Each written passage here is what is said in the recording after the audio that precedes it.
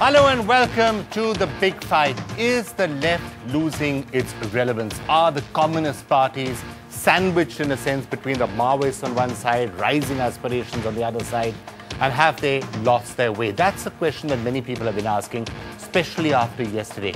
For the first time in 34 years, there is no communist chief minister in West Bengal. They've lost Kerala as well. It's been a bad couple of years for the left parties. Can they bounce back? Can they reinvent themselves? What do they have to do? That's the question that we are asking. And joining us on the program, Prosenjit Bose of the CPM, who's going to be talking about how the left is still there and is going to be coming back any second now. Brinda Karat also joining us. We're going to be hearing from her in a couple of minutes. Chandan Mitra with us here. Manish Tiwari of the Congress party. Dipankar Bhattacharya, who's the General Secretary of the Communist Party of India, Marxist-Leninist Liberation. So you presumably think there should be a bit more to the left if they really want to have a stake in the future. Somebody who thinks that the Communist parties perhaps never had a future, Dr. Sujit Bhalla, it's always a pleasure to have you with us. Thank you so much for being with us. We are also being joined from Kolkata by Gurudas Dasgupta, Lok Sabha MP of the Communist Party of India, one of the senior most leaders of the party. Gurudas, thank you so much for being with us. And here in the audience, we have a lot of young people, including the Delhi State President of the SFI and other leftist students belonging to leftist bodies. All right, let me just start off first of all by, I was asking about the path to the revival of the left. Manish, have you just made the path somewhat easier by hiking petrol prices by 5 rupees? I want to know what the audience thinks about that. Would they be happy probably with anybody but the Congress right now? You know, Vikram, the problem with you is that when I tell you not to ask a question, you start off with that question. So what did you expect, Manish? 5 rupees hike in the price of petrol. But allow me to... You really thought I wouldn't ask you that? Allow me to put it on record that, you know, it's a kind of a catch-22. When I remember in the November of 2008, we actually decreased the prices of petrol by 10 rupees. Mr. Vijay Kumar Malhotra, who was then their chief ministerial candidate, was actually, you know, jumping on my throat as to why have you decreased the prices? You have done it purely for political gain. So therefore, there's a market mechanism, you know, which really determines pricing, considering that 80% of your crude you import. So prices move up and prices move down, and it is high time. That we took a very sober and a rational view of all these processes. In 9 months.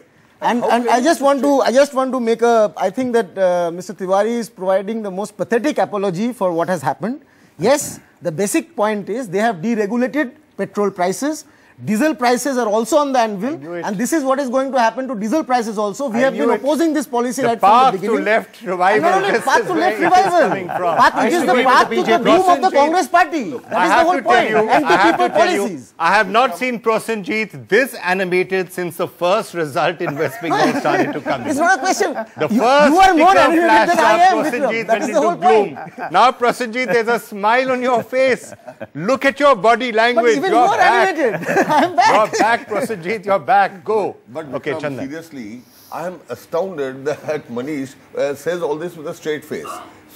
I say it with a straight face because I mean it, unlike you, who doesn't mean all that he says. You know, they have apparently deregulated the prices. But for the last 7 days, we have been reading that the prices are going to go up by anything between 3 and 5 rupees for petrol as soon as the election results are out. And if they have been genuinely deregulated, how come over the last 7 days we know that prices are actually the prices could have risen the day after the polls closed. Well, I mean, what doesn't make any difference to the result. Would have made Congress was still hoping for some good news, which they didn't get in the polls. So you want to come to that defense. If you deregulate prices, then are they going to go up and down depending? You know, to be fair, global crude prices are up. Although I still can't understand why you are deregulating petrol and not diesel. No, I think, you know, to answer your original question of how is there going to be a communist revival, I think Prosenjit has given you the answer. They will ally themselves with the BJP. And the BJP is on a path to nowhere. They will oppose if prices go up, and they will oppose if prices go down. And actually, it's quite pathetic. But what these guys are not looking at are the results of the polls.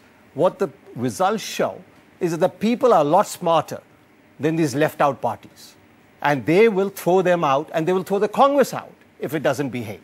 So therefore, I think that's the big lesson to be learned from what we saw yesterday. No, I would like to respond to that, Vikram. Manish looking extremely relieved that somebody has taken the subject away from petrol price hikes. No, but what has this got to do with the BJP? It is pathetic. No, Mr. Bhalla, what has this got to do with the BJP? If we are opposing a price hike of petroleum, and if it's any other party, it is not only BJP, every other opposition party will be saying this. What has this got to do with allying with the BJP? Why is it that our opposition parties don't learn that all they have to do is to oppose? And that's the surest way to disaster. Support a petrol price hike. What are you talking about? You cannot oppose me if I say I believe in God, and you cannot oppose me if I say I don't believe in God. Let's upset with that. What Professor Surjit Bhalla is trying to say is that the opposition parties need to have an agenda which is beyond opposition. Exactly. Their entire problem in life is that they only have one agenda to oppose for the sake of opposition, and therefore,